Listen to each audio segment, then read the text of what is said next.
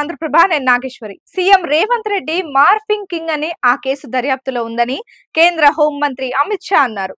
శనివారం వికారాబాద్, వనపర్తి జిల్లాల్లో జరిగిన ప్రచారంలో ప్రసంగించారు. సర్జికల్ స్ట్రైక్ ద్వారా పాకిస్తాన్లోని ఉగ్రవాదులను ఏరి పారేశామని బీజేపీ అగ్రనేత కేంద్ర హోంశాఖ మంత్రి అమిత్ షా అన్నారు. సర్జికల్ స్ట్రైక్ చేసే దమ్ము కాంగ్రెస్ ప్రభుత్వానికి లేదని కౌంటర్ ఇచ్చారు. కశ్మీర్ ఎప్పటికీ భారత్ లో అంతర్భాగంగానే ఉంటుందని తేల్చి చెప్పారు.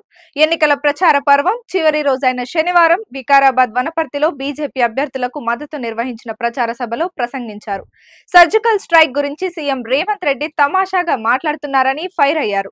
తెలంగాణ ప్రజలకు కశ్మీర్ తో పని ఏంటని రేవంత్ ప్రశ్నిస్తున్నారని, కానీ తెలంగాణ ప్రజలు కశ్మీర్ కోసం ప్రాణ త్యాగానికి కూడా సిద్ధపడతారని ఎమోషనల్ కామెంట్స్ చేశారు. పాక్ ఆక్రమిత కశ్మీర్ భారత్ ఆధీనంలోనే ఉంటుందని, బీజేపీ ఉన్నంత వరకు పీఓకే పాక్ వశం కాకుండా చూస్తుందని అన్నారు.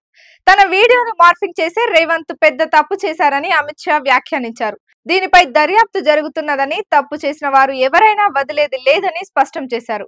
రిజర్వేషన్లపై తప్పుడు ప్రచారాన్ని చేస్తున్నారని ఆగ్రహం వ్యక్తం చేశారు. దేశంలో ఉగ్రవాదాన్ని పాలద్రోలడానికి ప్రధాని మోదీ చాలా చేశారని, కాంగ్రెస్ పార్టీ మాత్రం ఉగ్రవాదులను కాపాడుతూ వచ్చిందని ధ్వజమెత్తారు. అయోధ్య రామ మందిర నిర్మాణ అంశాన్ని కాంగ్రెస్ పార్టీ 70 ఏళ్లుగా సాగదీస్తూ వస్తుందని ఫైర్ అయ్యారు. మోదీ రెండోసారి అధికారంలోకి వచ్చాక కేవలం 5 ఏళ్లలో రామ మందిరం నిర్మించామని గుర్తు చేశారు. రామ మందిర ప్రాణ ప్రతిష్టలో కూడా కాంగ్రెస్ నేతలు పాల్గొనలేదని నిప్పులు చెరిగారు. మజ్లిస్ ఓటు బ్యాంకు కోసం రేవంత్ భయపడుతున్నారని, బీజేపీ మాత్రం ఓటు బ్యాంకు కోసం ఎన్నడూ భయపడలేదన్నారు. కాంగ్రెస్ ప్రభుత్వం ఏనాడు తెలంగాణ అభివృద్ధికి కృషి చేయలేదని మండిపడ్డారు. కాంగ్రెస్ మజ్లిస్ ను రాష్ట్రం నుంచి తరిమే శక్తి బీఆర్ఎస్ కి లేదని, కేవలం బీజేపీకి మాత్రమే కాంగ్రెస్ మజ్లిస్ ని తరిమే పవర్ ఉందని పేర్కొన్నారు.